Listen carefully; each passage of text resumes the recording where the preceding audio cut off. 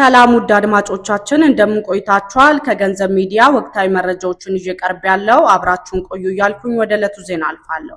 መሐንዲሶች ወደ አውሮፓ መሰደዳቸው ከኢትዮጵያ ጋር ያለውን የኃይል ትስስር እየጎዳው መሆኑን ኬንያ ገለጸች። የኬንያ ሕግ አውጪዎች የሰለጠኑ መሐንዲሶች ወደ ውጭ ሀገር ስራ መሰደዳቸው በኢነርጂ ዘርፍ ያለውን የቴክኒክ አቅም እየቀነሰው መሆኑን ገልጸው ይህም ከኢትዮጵያ የሚገባውን የኤሌክትሪክ ኃይል የሚያስተላልፈውን ድንበር ተሻጋሪ የኃይል መስመር ስራ ጭምር እየጎዳው ነው በማለት ስጋታቸውን ገልጸዋል። ይህ ማስጠንቀቂያ የተሰማው የኬንያ ብሔራዊ ምክር ቤት የኢነርጂና ነዳጅ ጉዳዮች ቋሚ ኮሚቴ አባላት በሪፍት ቫሊ ስምጥ ሸለቆ የሚገኙ ቁልፍ የኃይል ማዕከላትም ማለትም በኖርክ ካውንቲ የሚገኘውን የሱስዋ ኤሌክትሪክ ማዕከልና በናኩራ ካውንቲ ኦልካሪያ የሚገኘውን የጂኦተርማል የምድር ውስጥ እንፋሎት ልማትን በጎበኙበት ወቅት ነው። የቀጠናውን የኤሌክትሪክ ንግድ ለማቀላጠፍና የኃይል አቅርቦት መረጋጋትን ለማሻሻል የተዘረጋውን 1065 ኪሎ ሜትር ርዝመት ያለው የኬንያ ኢትዮጵያ ከፍተኛ ቮልቴጅ ቀጥተኛ መስመር HVDC የዝውውር መስመር የጉብኝቱ ዋና ትኩረት ነበር። ኬንያ ከፍተኛ የኃይል ፍላጎት በሚኖርባት ወቅት ከኢትዮጵያ ወደ 200 ሜጋዋት የሚጠጋ ኤሌክትሪክ ኃይል የምታስገባ ሲሆን የኃይል ፍላጎት በማይበዛባቸው ሰዓታት ደግሞ ወደ 65 ሜጋዋት ታስገባለች። ይህም መስመሩ ሊሸከም ከሚችለው 2000 ሜጋዋት አቅም በእጅጉ ያነሰ ነው። በሱስዋ ማዕከል ባለስልጣናቱ እንደገለጹት ማዕከሉ የ500 ኪሎ ቮልት፣ የ400 ኪሎ ቮልት እና 220 ኪሎ ቮልት ማከፋፈያ ጣቢያዎችን ያካተተ ሲሆን ከኦልካሪያ የሚመነጨውን የጂኦተርማል ኃይልና ከቱርካና ሐይቅ የንፋስ ኃይል ማመንጫ የሚገኘው ኤሌክትሪክ ከብሔራዊ የኃይል አውታር ጋር የሚያገናኝ ቁልፍ መስቀለኛ መንገድ ነው። የሕግ መወሰኛ ምክር ቤት አባላቱ እንደተናገሩት እንዲህ አይነቱን መሰረተ ልማት የሚያስተዳድሩ ባለሙያ መሐንዲሶች ማጣት እያደገ የመጣ የአሰራር ስጋት ፈጥሯል። የቼፕሉንግ ተወካይ የሆኑት የምክር ቤት አባል ቪክተር ኮች እንደገለጹት ኬንያ በስልጠናቸው ላይ ከፍተኛ ኢንቨስት ብታደርግም ባለሙያዎቹ እያጣች መሆኗን ተናግረዋል። 18 መሐንዲሶችን አሰልጥናችሁ በ3 ዓመት ውስጥ 7ቱን ለአውሮፓ ሰጥታችኋል ያሉ ሲሆን በህዝብ ገንዘብ ለሰለጠኑ መሐንዲሶች የግዴታ የአገልግሎት ዘመን መምሪያ እንዲወጣ አሳስበዋል።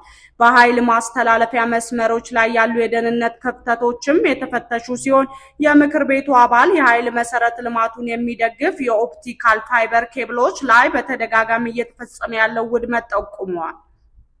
የሩዩር ተወካይ የሆኑት ስሞን ኪንጋራ ቀጣይነት ያለው መደናቀፍ በአስቸኳይ መፍትሄ ካላገኘ ቀጠናዊ የኃይል ማስተላለፊያ ስርዓቱን አስተማማኝነት ሊያናጋው እንደሚችል አስጠንቅቀዋል። ከፍተኛ መሐንዲስ ሳምሶን አኩቶ ለኮሚቴው እንደተናገሩት በሲሲቲቪ ካሜራዎች እና ሴንሰሮች የተደገፈ የክትትል ስርዓቶችን በተጋላጭ የኃይል መስመር ክፍሎች ላይ መዘርጋታቸውን ገልጸዋል። አክለውም ባለስልጣናቱ ክትትልን እና የአደጋ ምላሽ ጊዜን ለማሻሻል ድሮኖችንና ሄሊኮፕተሮችን ለመጠቀም እያሰቡ መሆኑን ተናግረዋል።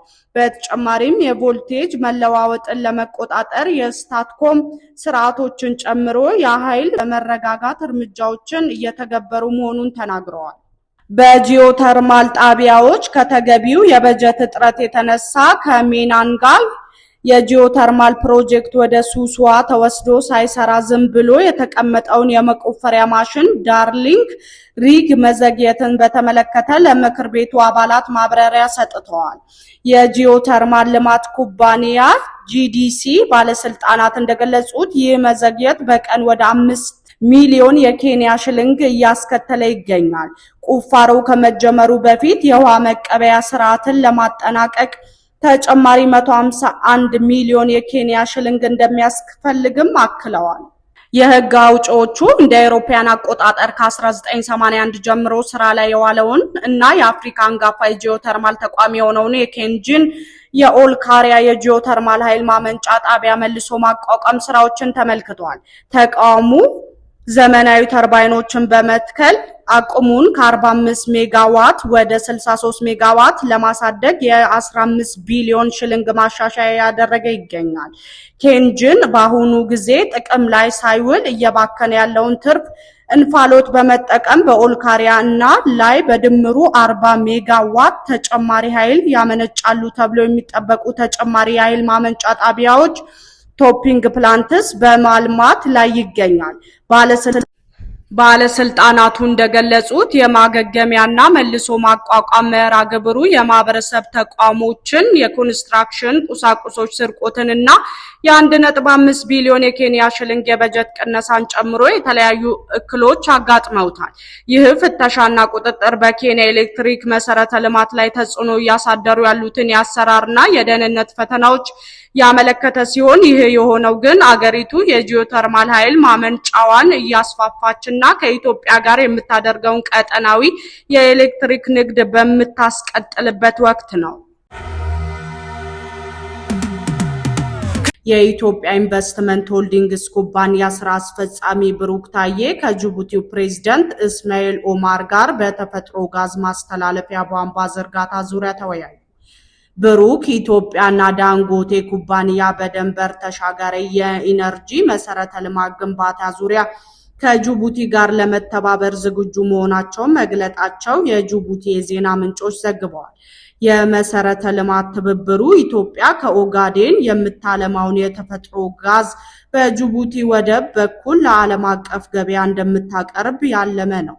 ብሩክ ወደ ጅቡቲ ያቀኑት በኦጋዴን በተፈጥሮ ጋዝ ግብይት የማዳበሪያ ማምረቻ ፋብሪካ እየገነባ ከሚገኘው ዳንጎቴ ኩባንያ ከፍተኛ አማካሪዎች ጋር ነው።